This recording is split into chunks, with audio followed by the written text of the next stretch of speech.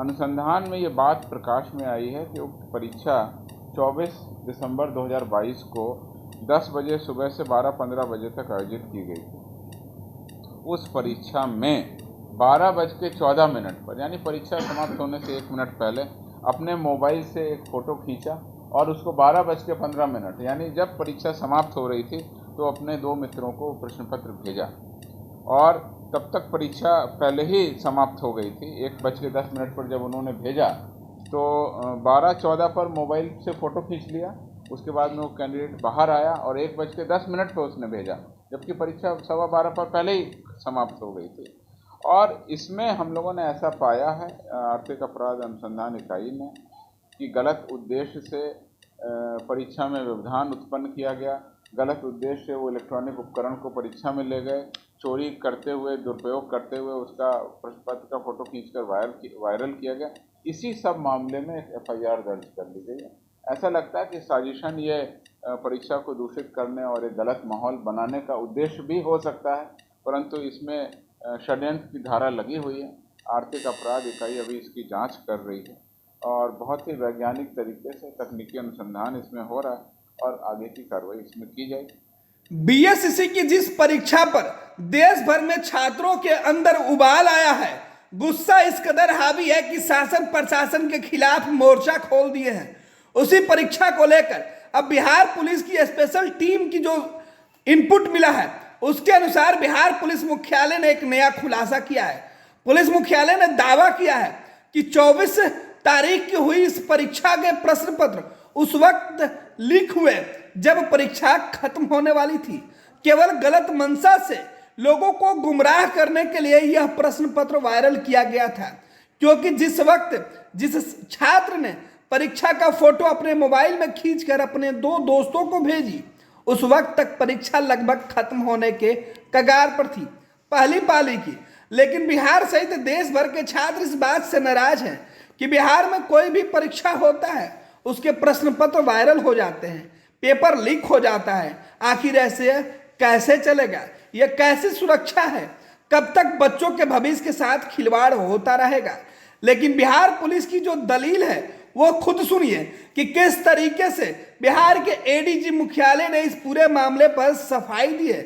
उन्होंने बता दिया है कि प्रश्न पत्र लीक करने वाला अभ्यर्थी जब पकड़ा गया, जो काफी वैज्ञानिक तरीके से जांच के दौरान पकड़ा गया और जो सबूत पुलिस के हाथ लगे उससे यह साफ है और उसमें वो जो समय दिखा रहा है उसके मुताबिक यह स्पष्ट हो गया है कि परीक्षा के दौरान या परीक्षा से पहले यह पेपर नहीं लीक हुई थी, बल्कि परीक्षा समाप्त होने के कुछ मिनट पहले प्रश्न पत्र लीक हुआ। यानी इस प्रश्न पत्र का परीक्षा पर कोई खास असर नहीं पड़ा है। सुनिए बिहार पुलिस मुख्यालय के ADG कैसे बता रहे हैं कि कैसे BSc की परीक्षा लीक हुई। DGP RS भट्टी के पदभार ग्रहण करने के बाद ही छात्रों के ऊपर यह बड़ी मुसीबत आई कि उनकी दी हुई परीक्षा में प्रश्न पत्र जो लीक हो गया, उसके बाद परीक्षा को कैंसिल करना पड़ा और अब छात्रों का आंदोलन चल रहा है। छात्र सड़क पर उतरे थे, उनके ऊपर लाठी चली, छात्रों ने फिर आंदोलन की चेतावनी दी है। लेकिन इस बीच पुलिस मुख्यालय ने जो नई दलील दी है वो खुद सुनिए कि कैसे छात्रों के भविष्य के साथ खिलवाड़ होता है और पुलिस की जांच किस कदर आगे बढ़ती है। इसके बारे में भी आपको डिटेल हमने बता दिया था। देखिए, आपको जो एक काम दर्ज हुआ था जो प्रथम पाली का हुआ था, उसमें ऑलरेडी बहुत सारी कार्रवाई हो चुकी है।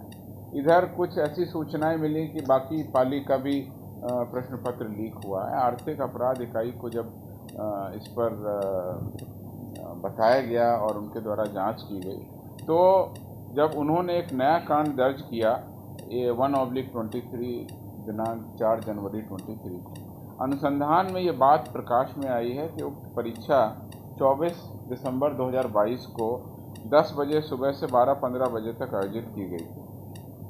उस परीक्षा में 12:14 पर यानी परीक्षा समाप्त होने से 1 मिनट पहले अपने मोबाइल से एक फ़ोटो खींचा और उसको 12:15 यानी जब परीक्षा समाप्त हो रही थी तो अपने 2 मित्रों को प्रश्न पत्र भेजा और तब तक परीक्षा पहले ही समाप्त हो गई थी। 1:10 पर जब उन्होंने भेजा तो 12:14 पर मोबाइल से फ़ोटो खींच लिया।